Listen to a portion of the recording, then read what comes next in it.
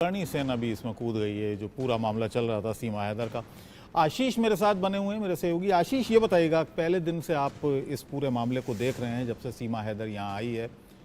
अब एक के बाद एक नई नई संस्थाएं, नए नए नाम जोड़ रहे हैं। ऐसा लग रहा है कि सभी बहती गंगा में हाथ धोना चाह रहे हैं शोहरत हासिल करने के लिए, प्रसिद्धि पाने के लिए। ऐसा लगने लगा है। अब पहले नाम जुड़ा एक फिल्म प्रोड्यूसर का, उसके बाद AP सिंह की भी एंट्री हो गई और अब ये करणी सेना की भी एंट्री हो गई। बिल्कुल सही आपने कहा कि जिस तरीके से लप्पू बोला और फिर झिंगुर बोला, उसके बाद जो सोशल मीडिया पे चीज़ें वायरल हुई हैं। लेकिन सवाल ये है कि जिस तरीके से करणी सेना कूदी है और मिथिलेश भाटी जी का समर्थन कर रही है, मिथिलेश भाटी जी को हम लोगों ने भी यही राय दी थी। आपको याद होगा अबुल भाई कि जब वो हमारे स्टूडियो में आई थी, हमने उनसे बात की थी। जो बॉडी शेमिंग की बात जो अब उठ रही है, वो 10 दिन पहले ही हमने उनको समझाया था कि आप जिन शब्दों का इस्तेमाल कर रही हैं वो बॉडी शेमिंग के दायरे में आता है। अब वो कह रहे हैं कि बॉडी शेमिंग मुझे पता ही नहीं है। सचिन के लिए जो उन्होंने अपशब्द कहे हैं, अब वो कह रही है ये अपशब्द नहीं है, गांव की भाषा है। लेकिन उस टाइम तो वो बहुत अच्छी तरीके से समझ रही थी, बॉडी शेमिंग का जवाब दे रही थी अच्छी तरीके से। अब ये मामला बढ़ चुका है, जबकि 10 दिन पहले ही हमने चेताया था कि ये कहना ठीक नहीं है, ये किसी का मानहानि हो सकता है। धीरे धीरे करके मामला उठा और AP सिंह ने उनको नोटिस भेज दिया। हालांकि नोटिस कहाँ है वो, ये अभी तक पता नहीं लगा है। नोटिस उन तक पहुंचा है मिथिलेश भाटी तक AP सिंह का सचिन की ओर से या नहीं पहुंचा है, ये अभी पता नहीं। उस नोटिस में क्या क्या बातें लिखी हुई हैं ये भी अभी तक नहीं पता लग पा रहा है। अब करणी सेना उसमें कूद पड़ी है और वो मिथिलेश भाटी को अपनी बहन बता रही है, गीता भाटी को अपनी बहन बता रही है, उनके लिए वकील प्रोवाइड करने की कोशिश कर रही है। परसों एक पंचायत हुई थी जिसमें मिथिलेश भाटी और गीता भाटी के घर पर 10 वकील दिल्ली हाईकोर्ट के पहुंचे और तमाम इधर जो और वकील हैं वो भी पहुंचे, हिंदू संगठन उनके समर्थन में पहुंचे।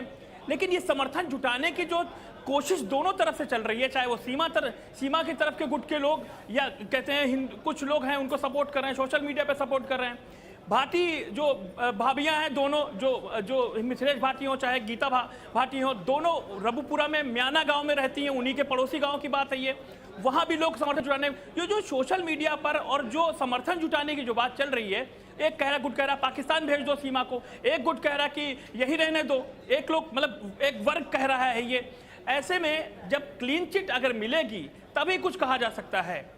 अभी स्टेटस क्या है केस का, पूरे स्टेटस क्या है? अभी लोग जो भी कह रहे हैं उनको कहने दीजिए, लेकिन कानून अपने तरीके से चलेगा। अभी जो स्टेटस है सीमा हैदर को लेकर, जो एजेंसीज हैं, जो कोर्ट में केस है, उसका स्टेटस क्या है?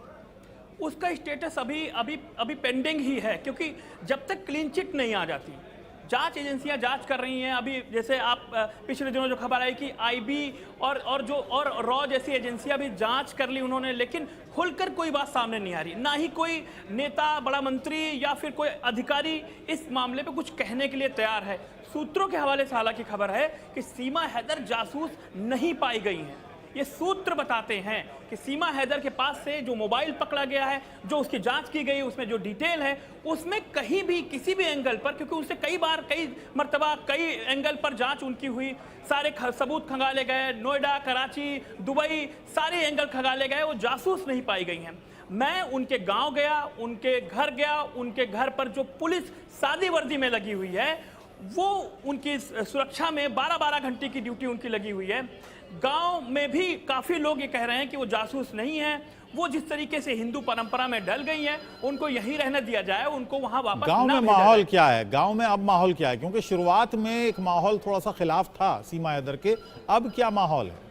देखिए, जिस तरीके से मैं अभी 14 अगस्त को ही उनके घर गया था, तो मैंने देखा कि उनकी गली में अभी भी लोग आ रहे हैं, पहुंच रहे हैं, सामान लेकर कुछ लोग आ रहे हैं, कुछ लोग साड़ी लेकर आ रहे हैं, कुछ लोग घी के डिब्बे लेके आ रहे हैं, दूर दूर से आ रहे हैं, कोई दही लेके आ रहा है, कुछ लोग उनके लिए कपड़े लेके आ रहे हैं, उनके बच्चों के बच्चों के लिए कपड़े। गली में भी अभी भी कुछ लोग मोटरसाइकिल सवार आते हैं, जिसमें लड़कियां वो भाभी को देखना चाहते हैं जो पाकिस्तान से आई हुई हैं। पुलिस वाले जब भी उनको लगता है कि वो बाहर आए, उनको भगाते हैं कि हटो यहाँ से जाओ। जो सीमा के परिवार के लोग हैं, वो जब देखते हैं कि भाई बाहर भीड़ लगी हुई है, तो कुछ लोगों को समझाते हैं, वो कुछ लोगों को मनाते हैं कि भाई यहाँ पर नहीं रहती, वो सीमा कहीं और किसी और घर में शिफ्ट हैं ताकि यहाँ से भीड़ हटे। लेकिन अच्छा, अभी क्या माहौल है महेंद्र? अभी क्या माहौल है? अभी भी वही भीड़ है? लोग आ रहे हैं, तोहफे लेकर आ रहे हैं, या जो सामान जैसे कि आशीष बता रहे हैं, अभी भी यही हाल है?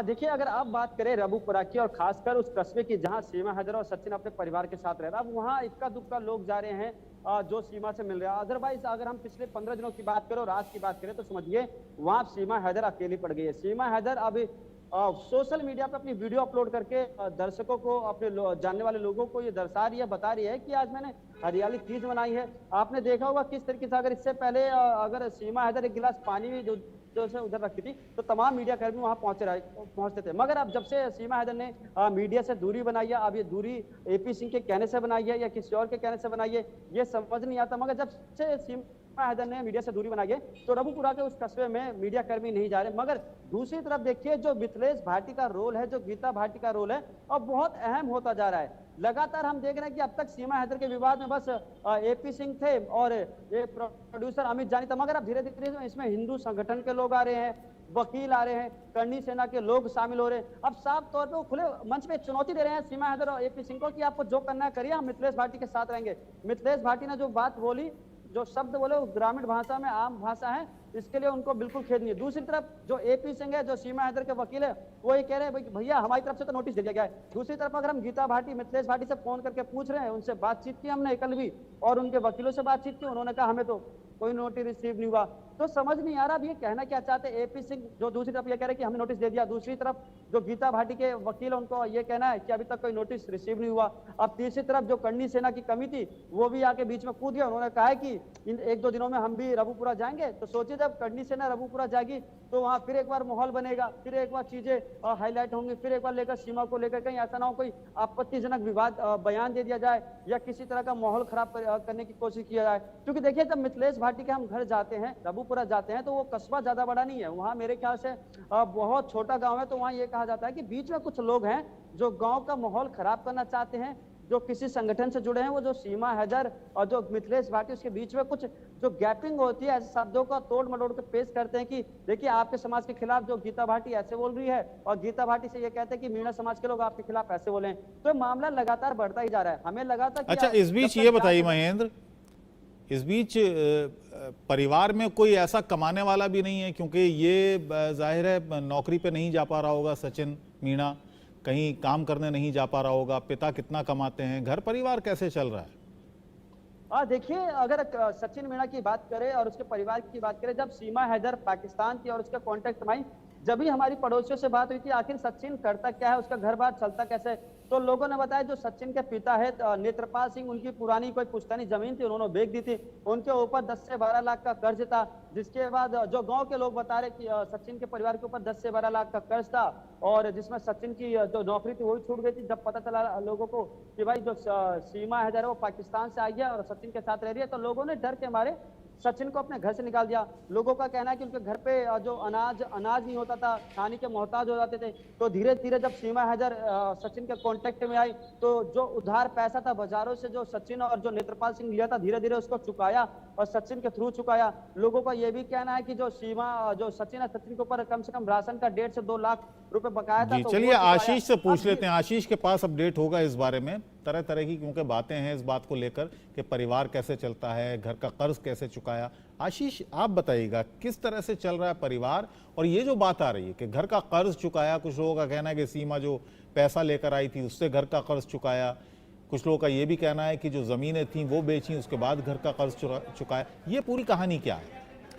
अबू भाई, मैंने उनसे सीमा से मेरी बात हुई, मैं इस बात का खुलासा कर रहा हूँ कि एक बार मेरी सीमा से बात हुई तो उन्होंने बताया कि उनके पास जो पैसा, जो थोड़ा बहुत पैसा उन्होंने वहाँ घर बेच के खाया, मतलब जो बचाया था, कराची वाली की बात करूँ मैं, वो उन्होंने टिकट और आने जाने में दोनों उसमें खर्च उनका हो गया।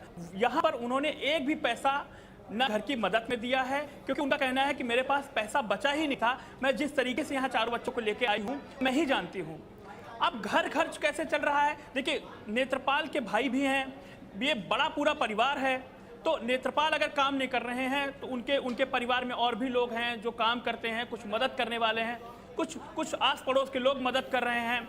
इसके अलावा जो उनका सोशल मीडिया जो अकाउंट एपी सिंह ने अभी जब 14 तारीख को उनको घर गया था, 13 अगस्त को घर गए थे, तो उन्होंने एक QR कोड जारी किया और कहा कि यही, क्योंकि बहुत सारे फर्जी अकाउंट सीमा हैदर के बन चुके हैं, लेकिन सही जो अकाउंट है वहीं से कुछ पैसा आ जाता होगा। बहुत बहुत धन्यवाद। शुक्रिया आशीष इस पूरी जानकारी के लिए। महेंद्र, आपका भी बहुत बहुत शुक्रिया।